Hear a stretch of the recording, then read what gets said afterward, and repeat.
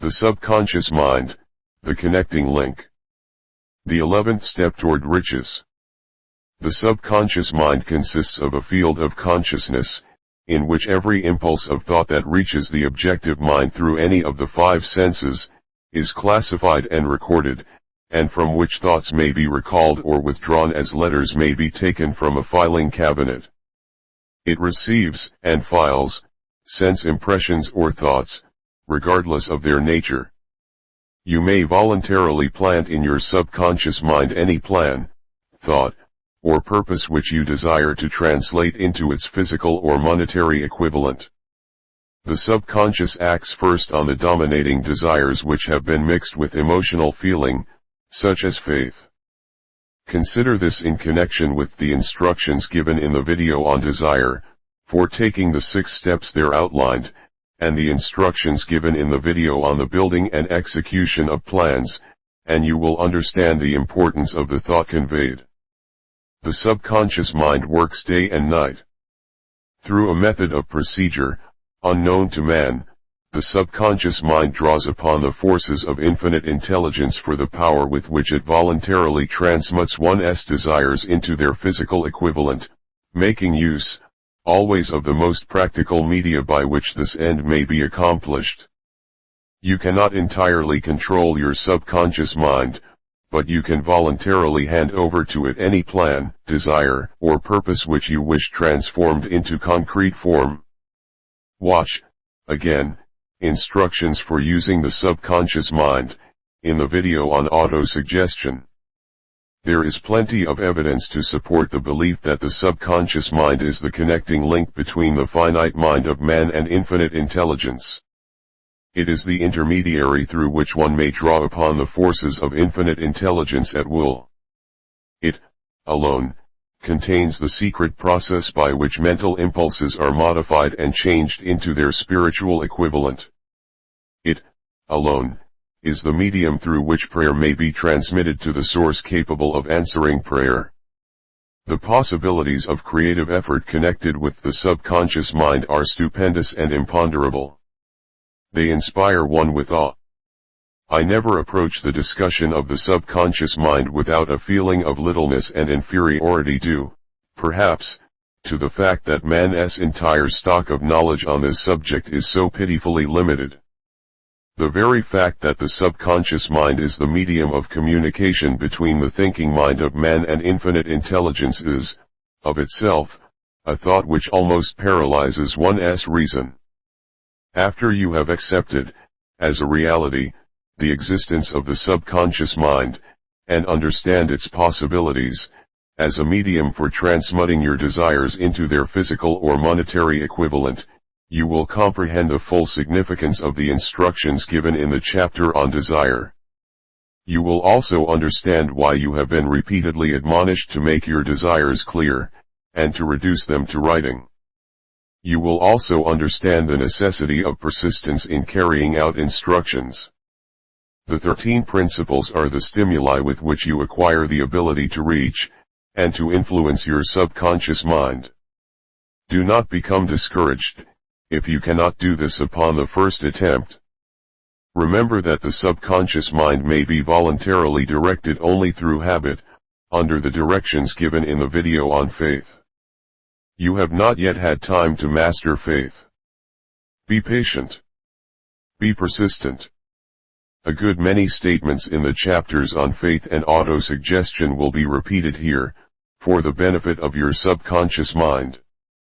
Remember, your subconscious mind functions voluntarily, whether you make any effort to influence it or not.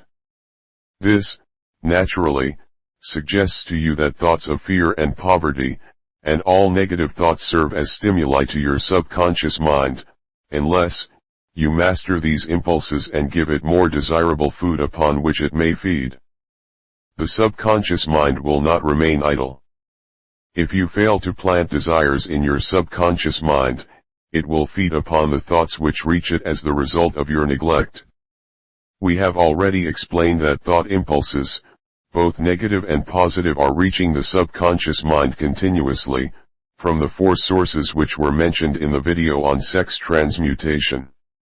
For the present, it is sufficient if you remember that you are living daily, in the midst of all manner of thought impulses which are reaching your subconscious mind, without your knowledge.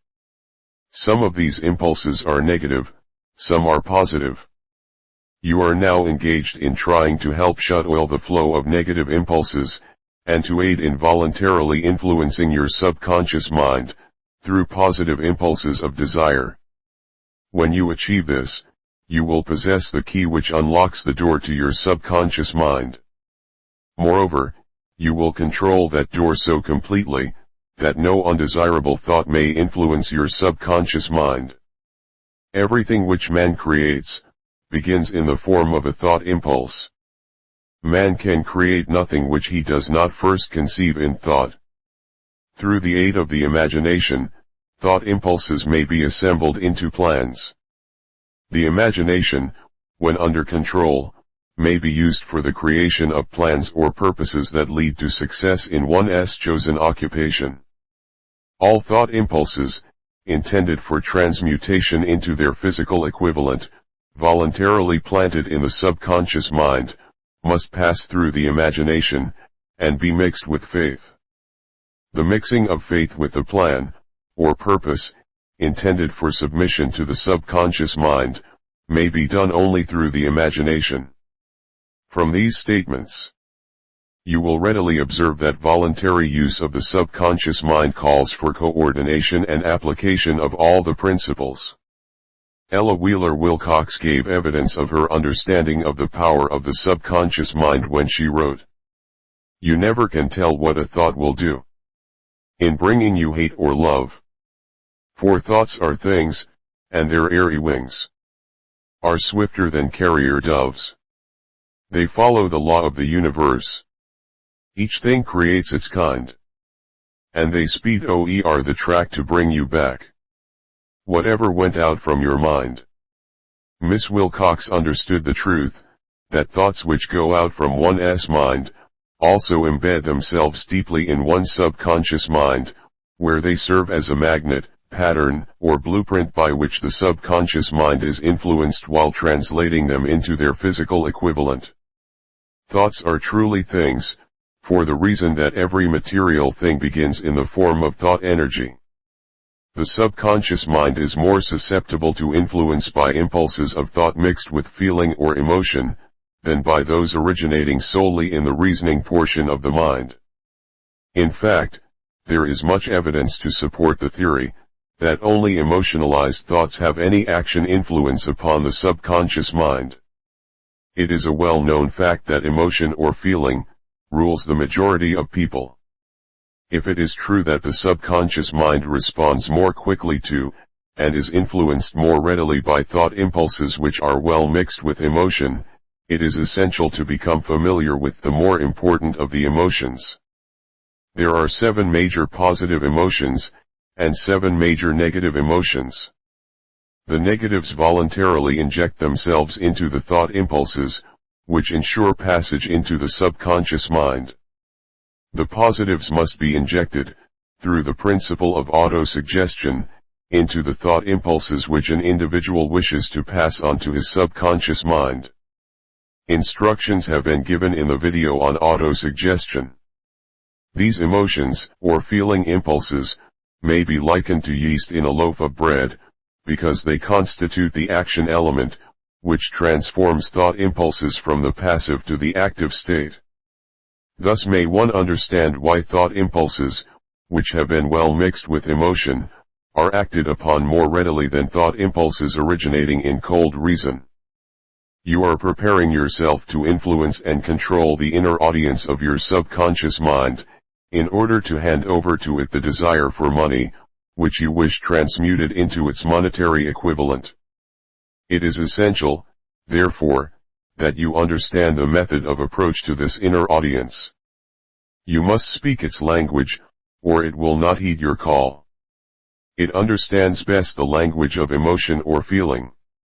Let us, therefore, describe here the 7 major positive emotions, and the 7 major negative emotions, so that you may draw upon the positives and avoid the negatives, when giving instructions to your subconscious mind. The 7 major positive emotions. The emotion of desire. The emotion of faith. The emotion of love. The emotion of sex. The emotion of enthusiasm. The emotion of romance. The emotion of hope. There are other positive emotions, but these are the 7 most powerful, and the ones most commonly used in creative effort. Master these 7 emotions. They can be mastered only by use, and the other positive emotions will be at your command when you need them. Remember, in this connection, that you are studying a book which is intended to help you develop a money consciousness by filling your mind with positive emotions. One does not become money conscious by filling one's mind with negative emotions. The 7 major negative emotions to be avoided. The emotion of fear. The emotion of jealousy. The emotion of hatred. The emotion of revenge. The emotion of greed. The emotion of superstition. The emotion of anger. Positive and negative emotions cannot occupy the mind at the same time. One or the other must dominate.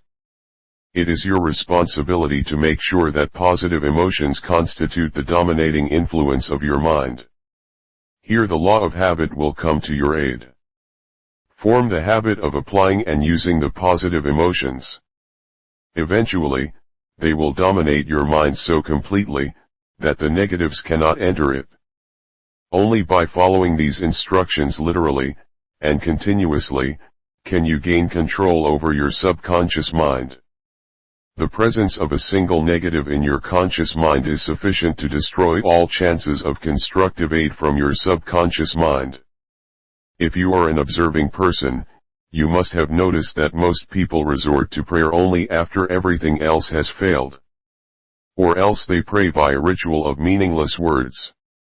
And, because it is a fact that most people who pray, do so only after everything else has failed, they go to prayer with their minds filled with fear and doubt, which are the emotions the subconscious mind acts upon, and passes on to infinite intelligence.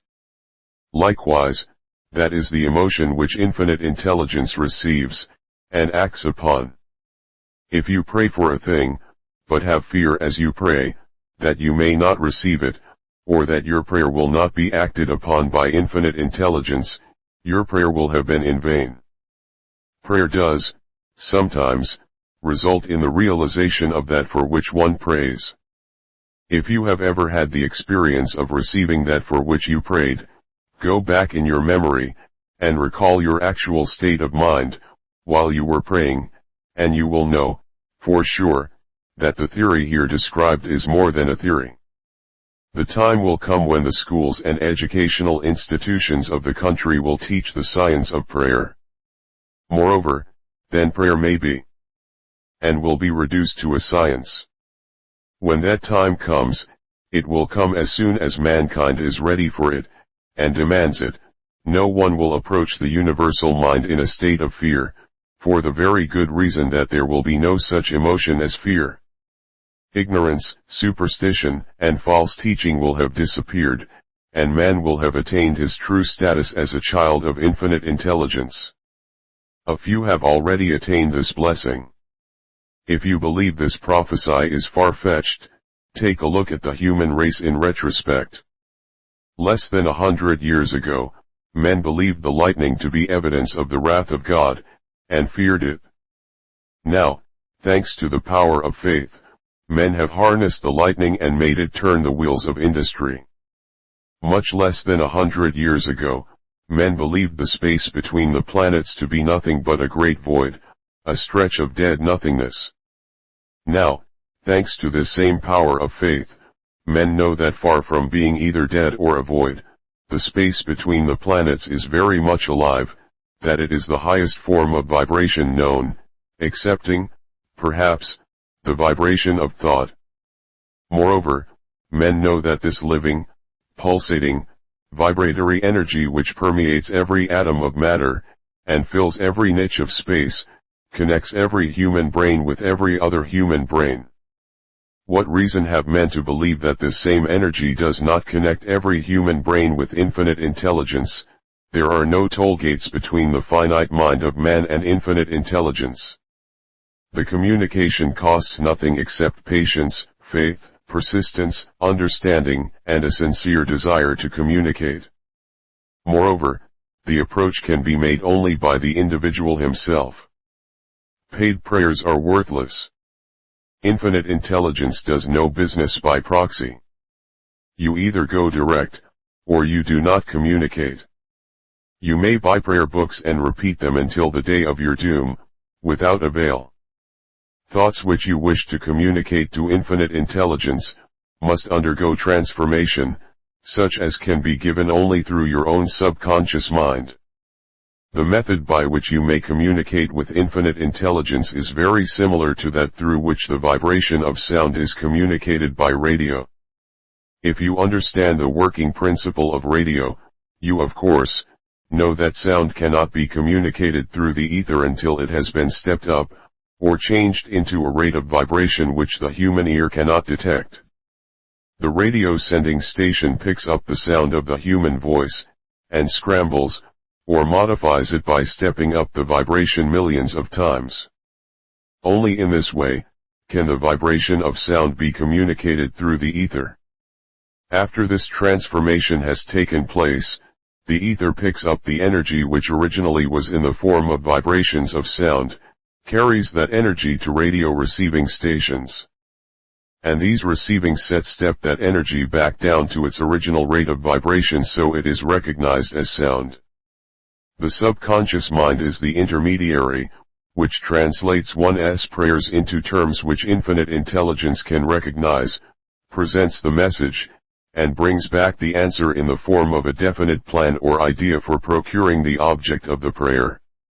Understand this principle, and you will know why mere words read from a prayer book cannot, and will never serve as an agency of communication between the mind of man and infinite intelligence.